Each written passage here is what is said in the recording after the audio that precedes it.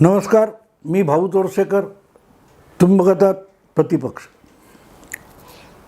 मित्रांनो, शीर्षक बघितल्यावर तुम्ही थोडं गोंधळला असाल कदाचित. कारण असे कोण दोन मराठे आहेत की ज्यांनी शरद पवारांना लाजवलं असं मला वाटतं, की शरद पवारांनी त्या दोन मराठा नेत्यांना लाजवलं असं मला वाटतं. तर ते दोन मराठा नेते कोण यांची नावं मी इथे घेतलेली नाहीत. पण ते विषयाकडे जाण्याआधी तुम्हाला आठवत असेल की अगदी अलीकडेच काही महिन्यांपूर्वी शरद पवार म्हणाले होते कुठच्या तरी एका बारामती पुरंदर किंवा असं कुठेतरी, की मला विश्रांती घ्या सांगणारे जे कोणी आहेत, तो कोणीतरी एका श्रोत्याने सांगितलं होतं, मी म्हातारा झालो काय? मी नाही म्हातारा झालो असं ठणकावून जाहीर सभेमध्ये वयाची 82-83 वर्ष झाल्यानंतर शरद पवार म्हणाले होते. या पार्श्वभूमीवर मी बोलतोय की शरद पवारांनी कोणाला लाजवले की इतर कोणी शरद पवारांना लाजवले. आणि याचं कारण असं, मी म्हातारा झालो नाही असं शरद पवारांना वाटतं, पण ते म्हातारे झालेत, ते निवृत्त व्हायला हवेत असं त्यांच्या पुतण्याला सुद्धा वाटतं.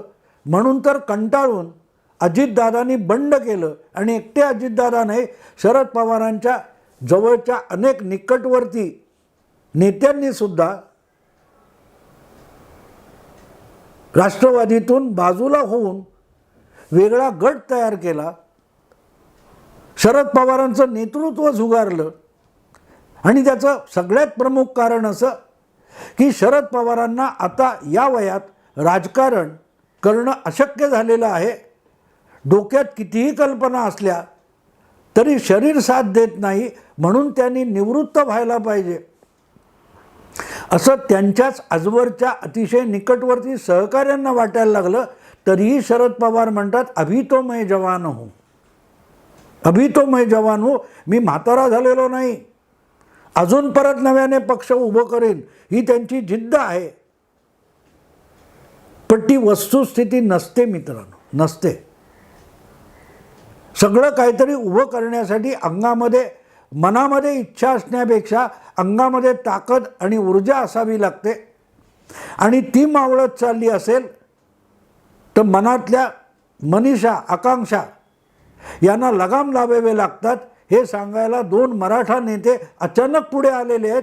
आणि त्यांनी शरद पवारांना निवृत्त व्हायला सांगितलेलं नाही. ते ठीक आहे, अजितदादांनी सांगितलं किंवा आणखीन कोणी सांगत असेल. पण मी ज्या दोन नेत्यांना, मराठा नेत्यांचं नाव घेणार आहे, त्यांनी शरद पवारांना असं कुठलंही आवाहन केलेलं नाही किंवा आग्रह धरलेला नाही की शरद पवारांनी निवृत्त व्हा. मग त्यांनी शरद पवारांना लाजवलं असं मला का वाटतं? याचं कारण असं की आपली राजकारणात जे काय करायची हौस होती ती फिटलेली आहे आणि आणखीन काय आपण करण्यासारखं राहिलेलं नाही. ज्या वेळेला एखाद्या गोष्टीमध्ये, एखाद्या कार्यक्रमामध्ये, एखाद्या संस्थेमध्ये आपण अधिक योगदान देऊ शकत नाही असं वाटतं, तेव्हा निवृत्त व्हायचं असतं.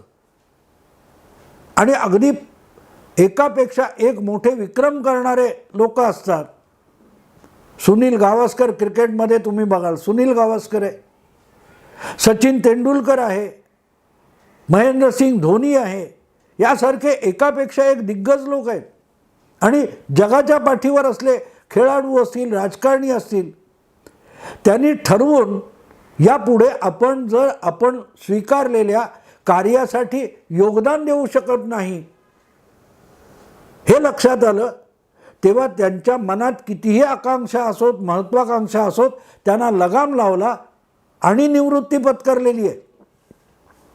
म्हणूनच निवृत्त होऊन जवळजवळ 20-25 वर्षाचा कालखंड गेला तरी गावस्करचं नाव अगत्याने घेतलं जातं. कारण गावस्करने विक्रम केला याचं कौतुक नाही आहे, तर विक्रम केल्यानंतर सुद्धा योग्य वेळी निवृत्त व्हावं आणि आपली अधिक बेअब्रू करून घेऊ नये हे गावस्करला कळत होतं. तेच सचिन तेंडुलकरला कळत होतं. म्हणून ज्यांनी महेंद्रसिंग धोनी हे ज्यांना कळतं ते इतिहासामध्ये इतिहास जमा होत नाहीत, इतिहासात त्याची नोंद घ्यावी लागते. आणि म्हणून वय किती याला महत्त्व नाही. आपण योगदान देण्याच्या परिस्थितीत राहिलो नाही याचं भान आवश्यक असतं.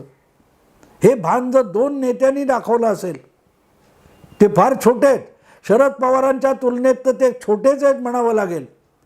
त्यापैकी एकाचं नाव आहे निलेश राणे,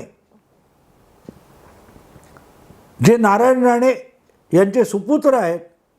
आणि नारायण राणे यांचे सुपुत्र म्हणूनच वडील काँग्रेसमध्ये असताना त्यांना काँग्रेसकडून लोकसभेचं तिकीट मिळालं होतं. ते लोकसभेत निवडून गेले होते, पण 2दा पराभव झाल्यानंतर, किंवा एकदा पराभव, पण आपण पराभूत झाल्यानंतर सुद्धा त्यांनी कोकणातून परत एकदा आपलं राजकारण पुढे रेटण्याचा प्रयत्न केला होता. पण आत्ता अचानक त्यांनी दसऱ्याच्या नवरात्रीच्या मुहूर्तावर जाहीर करून टाकले की बस आता राजकारणात मला आणखीन काय करायचं नाही, मी राजकारणातून निवृत्त होतोय. लक्षात घ्या, त्यांचे वडील नारायण राणे आजसुद्धा महाराष्ट्राच्या आणि देशाच्या राजकारणामध्ये क्रियाशील आहेत. फरक किती आहे बघा. निलेश राणे 40च्या आसपासचे वय असेल किंवा 40शीत असतील, 50शीत पण गेलेले नसतील, पण तो माणूस आपण आता अधिक राजकारणाला किंवा पित्याच्या आणि भावाच्या राजकारणाला अधिक मोठं योगदान देऊ शकणार नाही. कारण नितेश राणे हा धाकटा आहे, पण तो अजूनही ॲक्टिव्ह आहे. तर निलेश राणे यांनी निवृत्तीची घोषणा केली आहे. हे मला वाटतं त्यांच्या वयाच्या दुपटीने वय असलेले शरद पवार यांच्यासाठी लाजवणारं कृत्य आहे. हे आपण अधिक योगदान देऊ शकत नाही.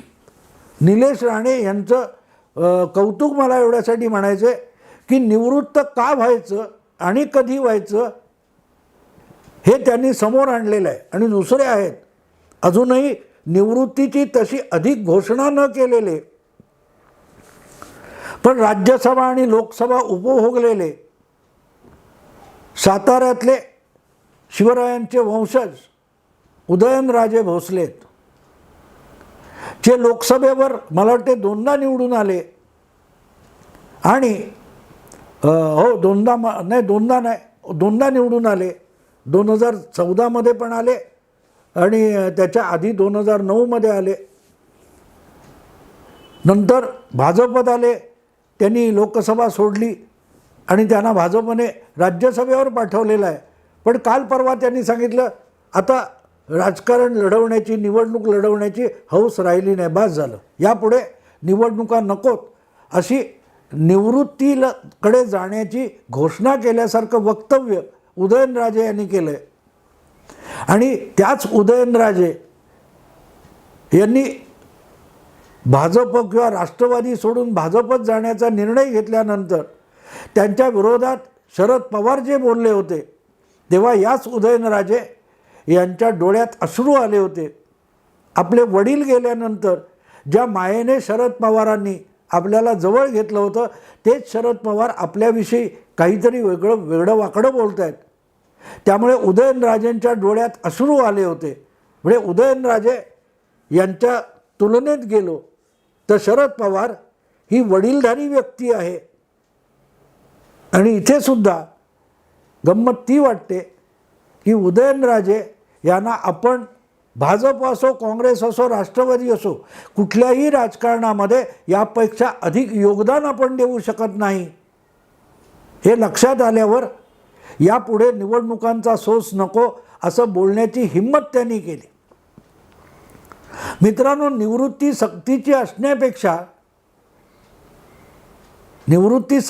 असण्यापेक्षा ती स्वेच्छेची असली तर ती समाजाला आणि माणसासाठी सुद्धा लाभदायक असते, उपकारक असते. असो, पण मला असं वाटतं की निलेश राणे असोत किंवा उदयनराजे असोत, या तुलनेने खूप तरुण असलेल्या राजकीय नेत्यांनी आपल्या या भूमिकेतून शरद पवारांना सुद्धा लाजवले असं म्हणावं लागतं. किंवा मग आपण कितीही म्हातारे झालो तरी राजकारणातून निवृत्त होणार नाही, हातपाय हलतायत तोपर्यंत उचापती करत राहणार, असं वागून शरद पवारांनी त्या दोनही तरुणांना लाजवले का याचाही विचार करा, याचाही विचार करा. मित्रांनो, आत्ता इथे थांबतो. आवडलं लाईक करा, शेअर करा, सबस्क्राईब करा. नमस्कार.